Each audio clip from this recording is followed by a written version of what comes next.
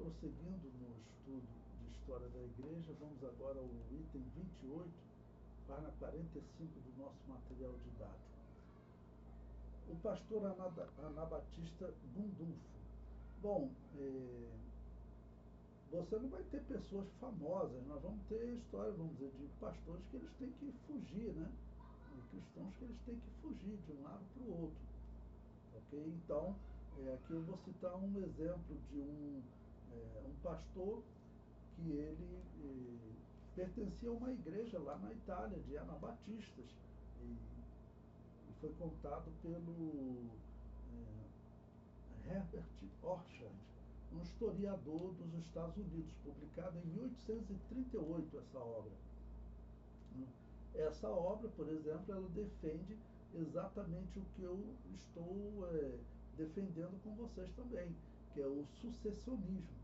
Essa teoria, ela é a teoria assim, mais defendida na história por aqueles autores de igrejas que só batizavam adultos, vou definir assim, ok? Então, os grandes historiadores deles todos defendiam o sucessionismo. Tá bom? Então, o ano que ele aparece na história é o ano 1020 da era cristã. Eu digo, neste ano se destacou um pastor anabatista na região da Itália.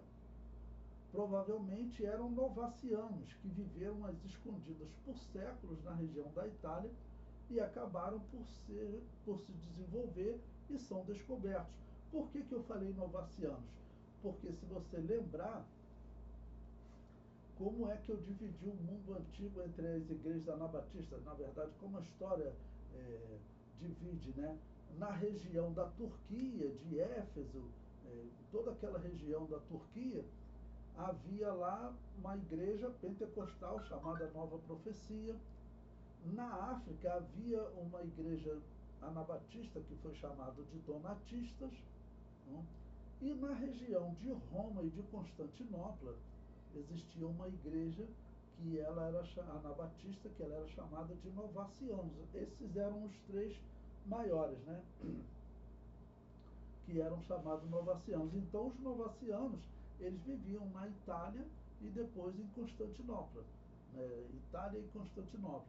Então provavelmente foram cristãos que eles ficaram escondidos, fazendo culto em casa, né? O marido, a mulher e os filhos viviam, né, normalmente no campo, né, por conta da perseguição, mas então muitos ficaram vivendo onde eles sempre viveram, praticando a sua religião às escondidas.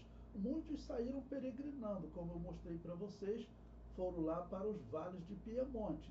Nesse período, eles vamos dizer, vivem naquela região, né, vivem naquela região, mas eles vão ser descobertos. A maioria, nesse período, a Igreja Católica está sabendo assim pouco dessas igrejas anabatistas.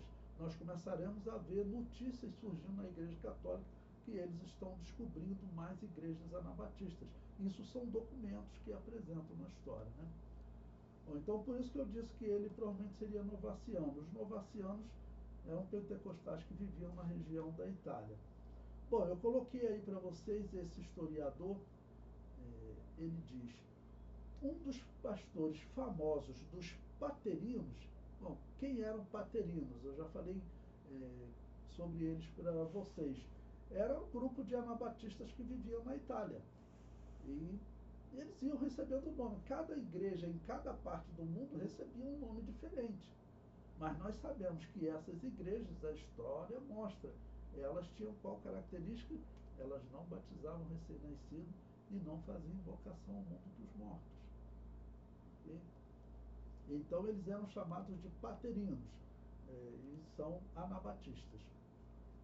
E diz, era um certo Gundulfo, que aparece no ano 1020 depois de Cristo, do qual eram chamados Gundulfanos.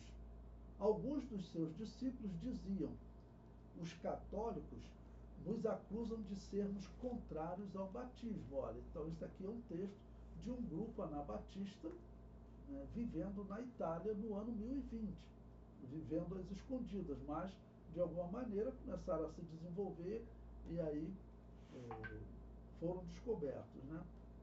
Aí eles estão dizendo, ó, os católicos nos acusam de sermos contrários ao batismo. Erram nisso, pois é o sacramento que negamos. Se eles dizem que algum sacramento se encontra no batismo, a força disso é desfeita por três razões. Primeiramente, porque a vida errada dos seus ministros não pode transmitir a salvação a ninguém. Em segundo lugar, porque os pecados renunciados na fonte batismal pelos batizandos são depois retomados. E em terceiro lugar, porque a vontade alheia, a fé estranha e a confissão estranha não pertencem ao pequenino, ou seja, a criança, o recém-nascido, né? O qual nem se pode querer nem correr, e que permanece ignorante do seu próprio bem e da sua própria salvação, e em quem não pode haver desejo de regeneração e de quem não se pode esperar uma confissão de fé. O que essa pessoa está escrevendo, está sendo citado por esses historiadores, lá no ano 1020. Ele está escrevendo exatamente o que nós pregamos hoje, o que a Assembleia de Deus prega hoje. E essas igrejas, eu mostro para vocês, essas igrejas não faziam uso da cruz. Essas igrejas não faziam uso da cruz.